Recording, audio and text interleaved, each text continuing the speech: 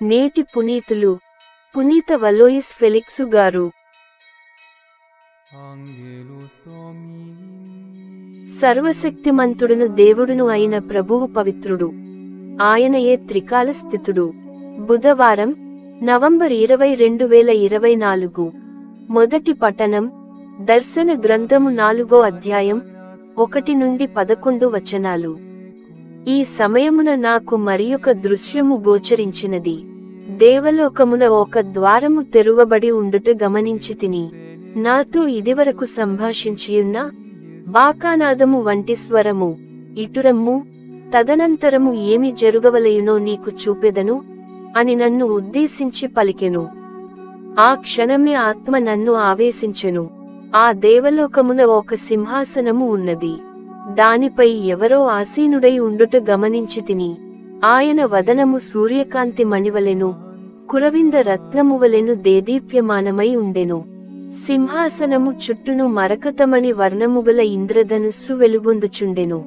ఆ సింహాసనము చుట్టూను మరి 24 సింహాసనములు ఉండెను. వానిపై 24 మంది పెద్దలు కూర్చుని యుండిరి. వారు ధవళ వస్త్రములను ధరించి శిరస్సులపై బంగారపు కిరీటములను కలిగియుండిరి. ఆ సింహాసనము నుండి మెరుపులు మెరయుచుండెను, గర్జనలును ఉరుములను వెలువడుచుండెను. ఆ సింహాసనము ఎదుట 7 దివిటీలు వెలుగుచుండెను. ఇవి దేవుని సప్త ఆత్మలు. సింహాసనమునకు ఎదురుగా స్ఫటికమువలె స్వచ్ఛమై పారదర్శకమై సముద్రమువలె గోచరించునది ఏదియో ఉండెను. సింహాసనమును పరివేష్టించి దానిని ఒక్కొక్క పార్శ్వమున ముందు వెనుకల నేత్రములు గల 4 జీవులు ఉండెను. అందు మొదటిది సింహమువలె ఉండెను, రెండవది ఆవుదూడ వలె అగపడెను, మూడవది మానవుని ముఖాకృతి కలిగి ఉండెను, నాల్గవది ఎగురుచున్న గ్రద్దను పోలియుండెను. ప్రతి జీవియు 6 రెక్కలు గలిగి లోపలను వెలుపలను నేత్రములతో నిండి ఉండెను.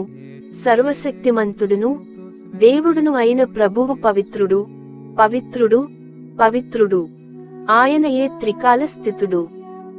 సింహాసనాసీనుడును నిత్యుడును అగు వ్యక్తికి వైభవకీర్తి కృతజ్ఞతా స్తోత్రములను ఆ 4 జీవులను పెక్కుమారులు అర్పించినవి. అట్లే ఆ సింహాసనాసీనుని ఎదుట ఆ 24 మంది పెద్దలును వినతులైరి. ఆ శాశ్వతుని పూజించిరి. తమ కిరీటములను ఆ సింహాసనము ఎదుట ఉంచి ఇట్లు స్తుతించిరి: ప్రభు, ఓ దేవా, వైభవమును, కీర్తని, శక్తిని పొందుటకు నీవు అర్హుడవు. ఏలన సర్వమునకును నీవే సృష్టికర్తవు. నీ సంకల్పముననే అవి జీవమును పొంది బ్రతుకుచున్నవి. ఇది ప్రభువు వాక్కు.